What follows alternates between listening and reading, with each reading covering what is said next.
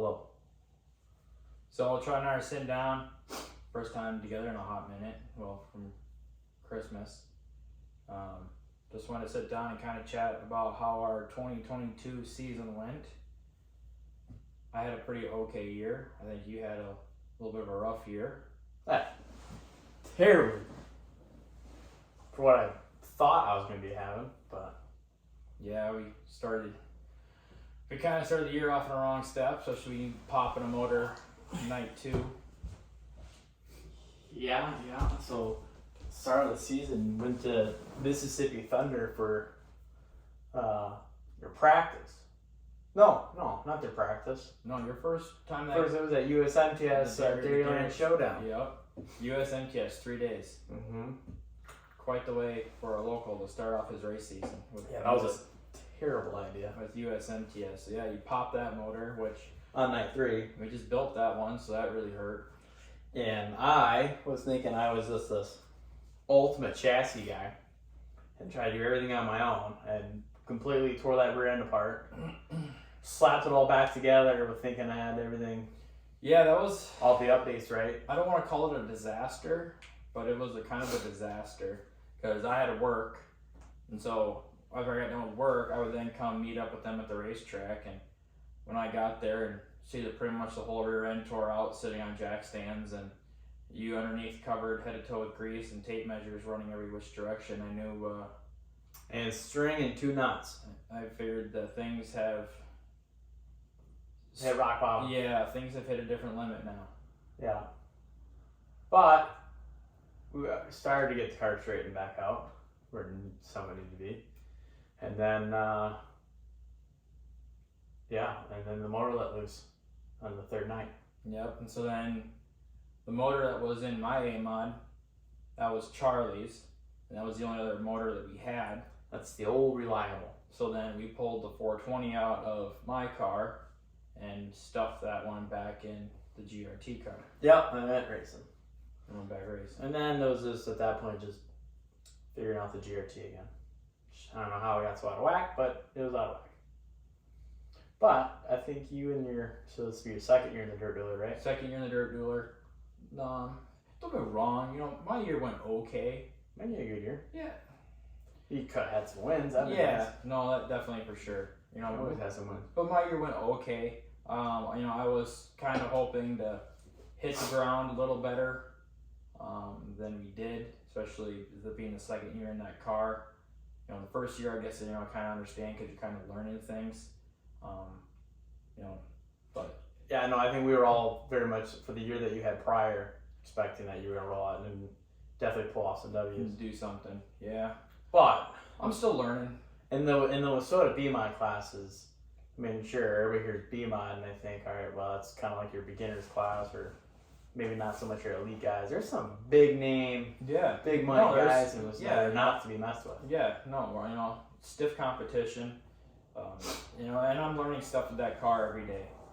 I started racing B-Mods when I was 14, and then up until last year, 2 years, all my cars have been Chevelle clip cars. And then I went to Dirt Dueler, which was a Ford front end, and it's a lot different feel. It's 100% different. Yeah, because you jumped in my A-Mod, and and I think that's why you kind of struggled in that A-Mod so much in my car, is because not only was it an unfamiliar car, with not a very proven setup, but you had to learn how the Fords steer and how the Ford front end feels, and it's... I'd say the geometry of a Ford front stub to a Chevelle front stub is very, very different. And if you think about it in a mechanical way, you would think the Ford would be much better. And I think it just takes a little different tuning. But yeah, I had to change my way I entered a corner.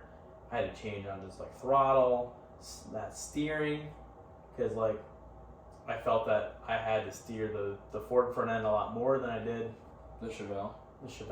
But yeah, no, that could just be steering boxes and stuff like that as well. But. And the steering definitely feels more darty, quicker. Little movements seem to do a lot more than a Chevelle car. Yeah. So it definitely takes time to get settled in it. And then especially with the big strut front end. You know, where Chevelle clip car, you know, they're driving the right side frame rail on the ground. Well, in the Fords, you're driving that right front cross member, you know, the forward front cross member into the ground. And Yeah, so, if he didn't smack that, I knew I wasn't going to make it through the corner if I didn't smack it. you know, it's definitely a different animal, and it takes some time definitely to get used to. Yeah, that's true.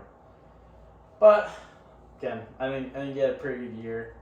I wish you weren't so gentle on your body. I wish you'd door bang a little more, but I don't like wrecking stuff. But I mean, I put 4 bodies on my car this year. Yeah, And you need a new one on the A model already. I know. Thanks for you wrecking it all. My car looked pretty mint until you got your hands on it. I knew it wasn't going to be good when you smacked the right rear quarter panel into the wall at practice. Did I? Yeah. I don't remember that. Yeah, going into turn 3, you put her up against the wall, and then going down the back stretch, entering turn 3 is when you caught the right rear against the wall because you had it hugged up against the wall. It didn't hurt anything; it just scratched it. It wasn't like you slammed the wall. But yeah, it's all obviously kind of rolling off that. We know that I started the year off with the GRT, made it through a good majority of the year at the GRT. And then when I found out that I was going to be going to flight school, that's when I made the decision that I'm just going to sell the GRT now while it's still, good, straight, worth something, still a desirable frame, was going to be another year old, things like that. So I was like, I'm not racing next year. I'm not going to be racing the year after that. So I figured we'd just sell the GRT while the time is hot and then go to the dirt dealer. So, man, the GRT is a great car. I think Bob Harris and Rocky definitely can build a car, and they were helpful throughout the year for a bit. Would I buy another GRT? I think Rocky's no longer with BHE. Ooh, I didn't know that. When did that happen? I don't know, but yeah, Rocky. Well, I quit calling once the car went out the door. So yeah, Rocky no longer works there. But 2 years from now, I got a little tidbit secret. I think you guys will wait 2 years to find out, see what happens to my racing career. But we just got done with Zumbrota Ford, sitting down with them. Went really well. Sat down with Mr. and Mrs. Moss and then Mrs. Johnson, and it was a good time. And really appreciate Zumbrota Ford's support throughout the year. Absolutely. Had a lot of fun with the car shows, and they always treat us good, took care of us, so we appreciate that, and hopefully we have them on the car for next year as well. And that goes as well with National Fleet Graphics, Buick Trucking, the Speed Shop, Weir's Machines. I mean, thank God for Chad. Oh yeah. And then Aaron with the comb over, keeping us with our fresh cuts. No, definitely. That's kind of. I was pretty solid in 5th in points, and then sad to lose that dry shaft. Yeah, I broke a dry shaft, and so you finished 6th though. Yeah, I finished 6th by like 10 points. And that's with a 0. Did not start. Yeah, so DNF. So that's a fat 0. So if you go on the page, I was missing a feature compared to everybody else, and finished 6th. It just leads to having good quality parts on your car. I had that dry shaft. That dry shaft that came out of that broke. I probably had that dry shaft for 4 or 5 years.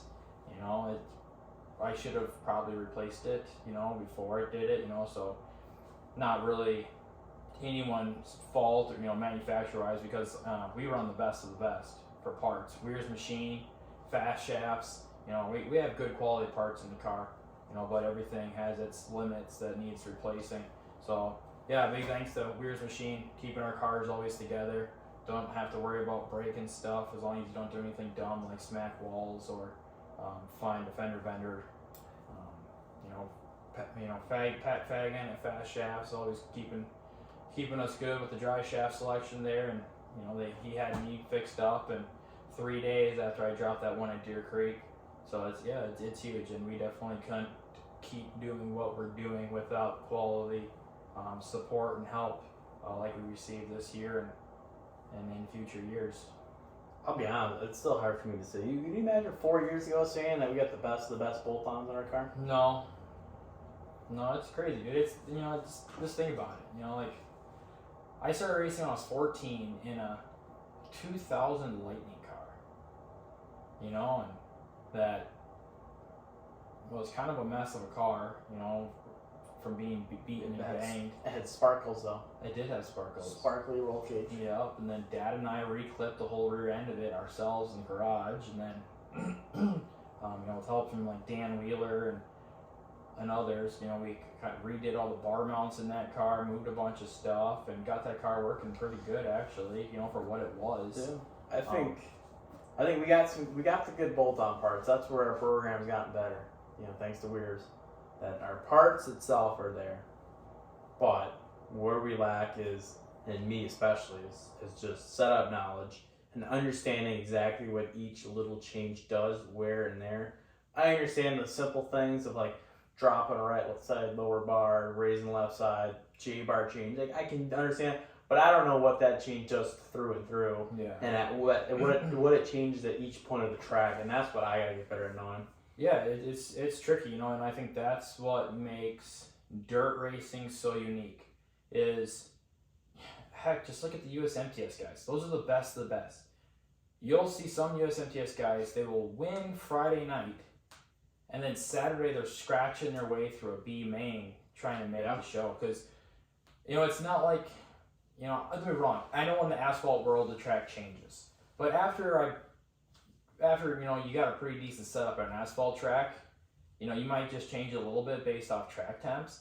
But racing dirt, you could hammer that setup perfectly, win by a lap and a half one week, and then the next week be struggling in the back. Keep that same setup. Yeah, because the track is always changing. So you look at asphalt, the only thing that's going to change that track is whether it rains, the sun's out, or it's cloudy. So just because you are good this week does not mean you're guaranteed to be good next week. You are constantly changing the car. You can't just have one setup and race that year round. Because then, like I said, the dirt's always changing. Especially from beginning of the season where the snow just melted. The springtime. The tracks are usually pretty tacky. Usually they're a little rough because of the frost coming out of the ground.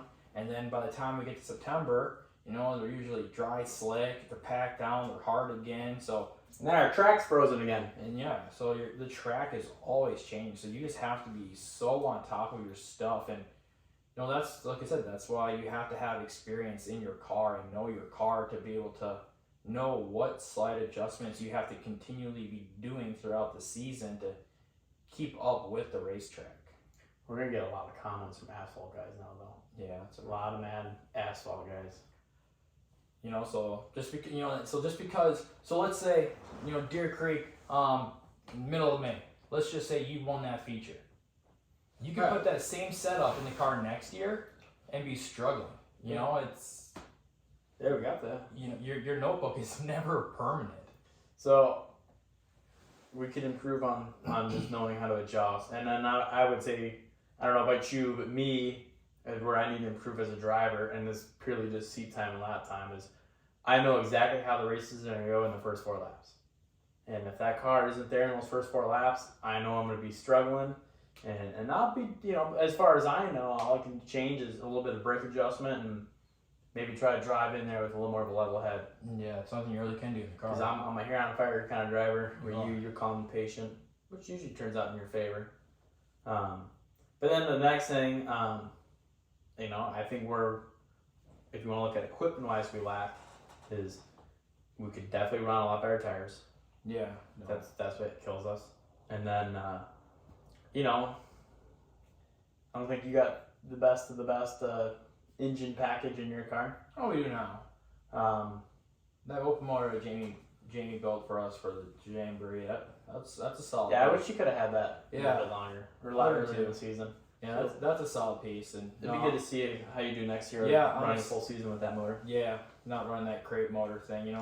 The crate motor hurt me. For me and the crate motor, we always seem to work well together. I've always had pretty good success with the crate motor, like in my Chevelle Clip car stuff. But the dirt dueler thing, it kind of hurts it. But sort of kind of doctors the rules to kind of help out the crate motors. But the problem is like for like weight wise, you know, I think a crate car can weigh 2,500. Yeah, don't you get 50-pound weight break?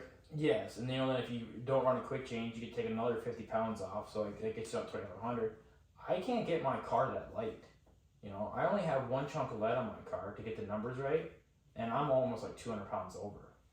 So, you know, that's where I kind of got hurt this year, I feel, was, you know, racing against guys that did have super light cars. You know, they could run that crate motor with that big old wing and be at 2,500, you know, where I'm still dragging around 2,700, and the crate motor, you know, I needed the extra power to kind of help me. That's one thing you can definitely feel with those dirt wheelers. That's a built car right there. Yeah, no, they're definitely kind of heavier. And you don't throw away. No, you know, and that's why a lot of people like them. You know, is the dirt duelers are, you know, they are a little bit of a heavier car, but they design their cars not to be throwaways. Where a lot of these other cars that you see out there, you know, they flex, they move around a lot, and that's why guys have to get rid of their cars every 2-3 years because they're flexed out, but they're fast. It works, you know. Some people say want to flex. Yeah, you know. So I guess you got to figure out, do you want speed or longevity?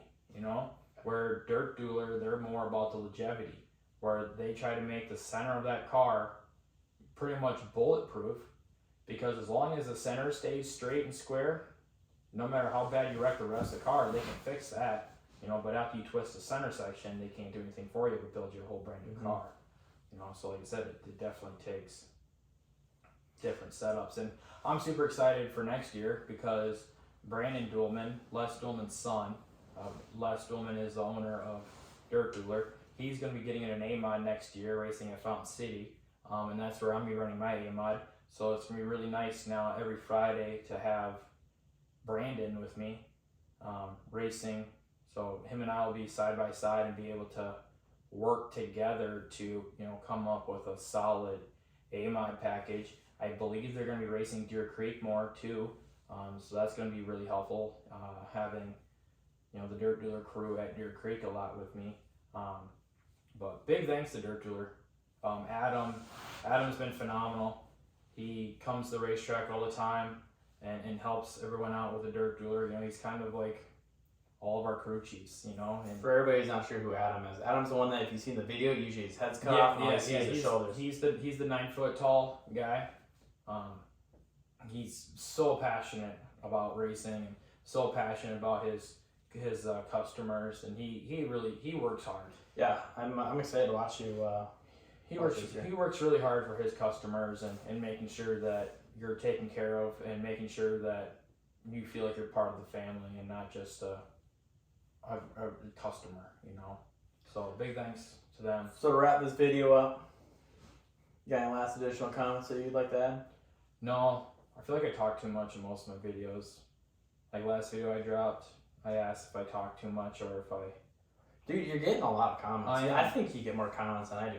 I would like to state that my Chateau Speedway video, the one where I like almost rolled the car going into 1 and 2, and Buck Monson took that pretty cool picture of like my whole undercarriage. That's still our top video. I think that's got 15,000 views or something like that. But so you got some competition to beat. But yeah, so you're way better again, than I am. To close out, I'm peacing out, y'all. I leave next week Tuesday for Fort Rucker for 5 weeks, do a little course there, come back home for about a month, relax for a little bit, see everybody, and then I should be a moving cruise, and I show up to my house, pack up my entire house, and I am then going to become a Alabama resident for about 2 years. Did you see the comment where a person said they like the unsupervised Billy? Yeah.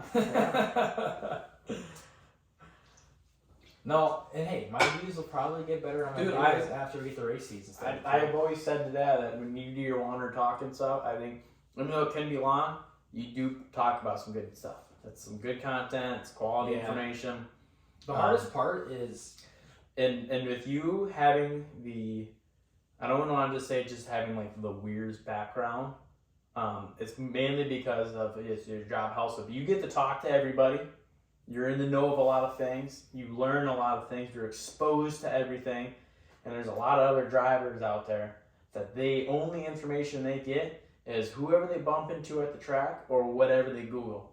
And I hope, they watch Chad on the RTI. I think it's Mondays they do it, Yep. 6 o'clock, 7 o'clock on Facebook Live. But, and that's only their next source of information.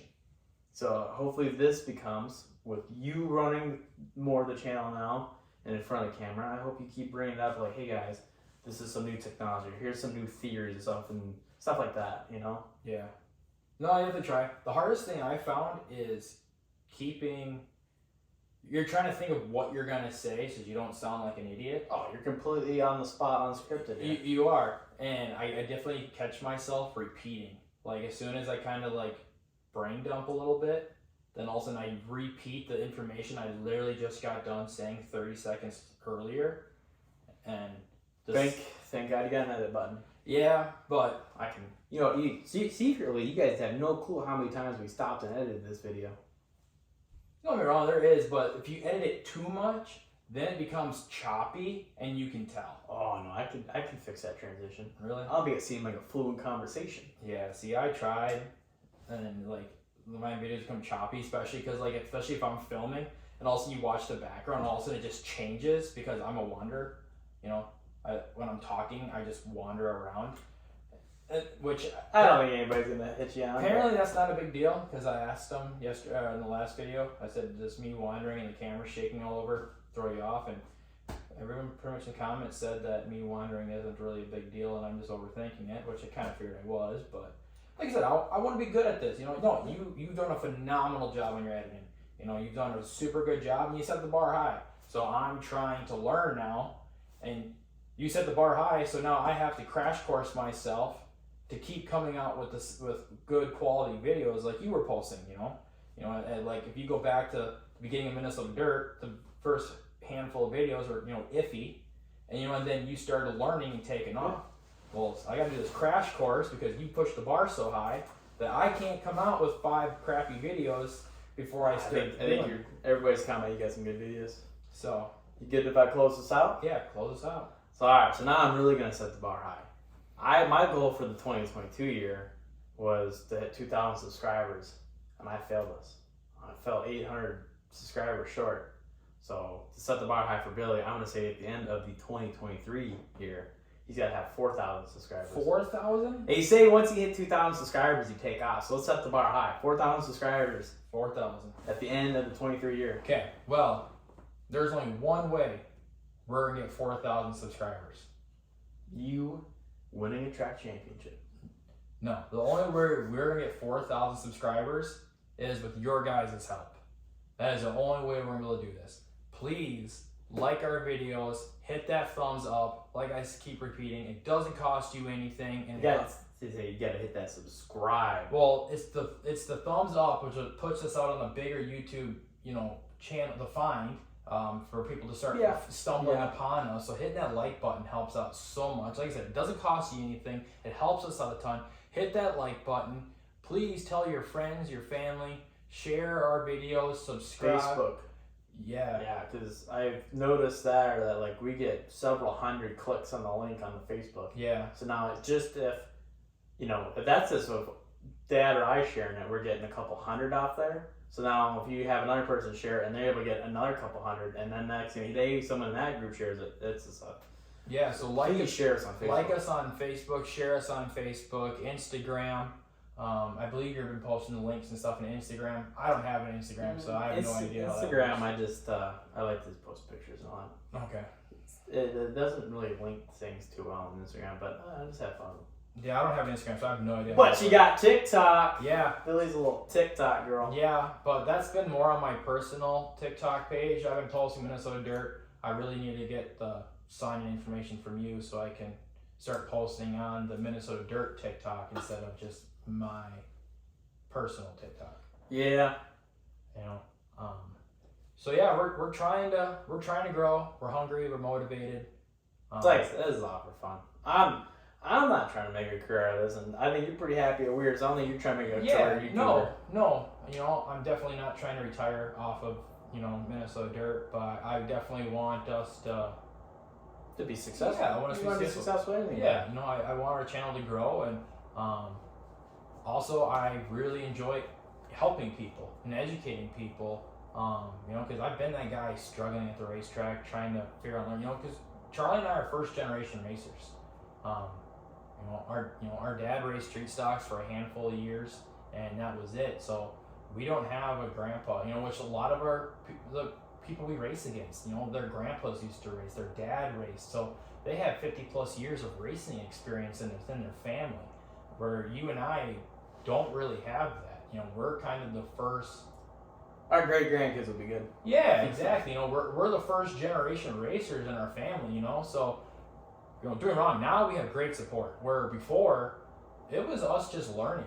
It was trial and error. It was just taking good notes, and some weekends we found some success, other weekends we struggled. And I really pride myself on trying to help anyone that wants it.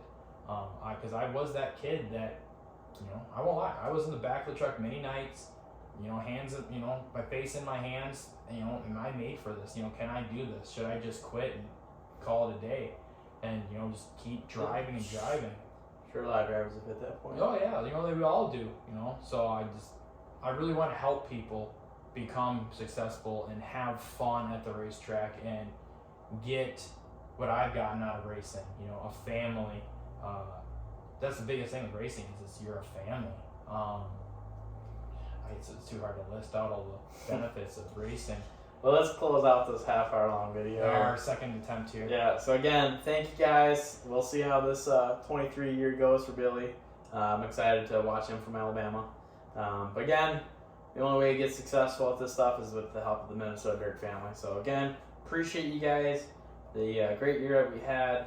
Thank you to Zimbrota Ford, to the Speed Shop, Weir's Machine, National Fleet Graphics, the Comb Over, Buchsler Trucking, all of our sponsors. Again, and then you guys coming in, repping the Steinberg Racing t-shirts and sweatshirts. We'll have those at the track next year too. Got some left over from last year. I should probably get to work a little bit on some new apparel before I take off too. But again, thank you guys. Make sure you hit that share, subscribe button, and thank you for a great season. Thanks, guys.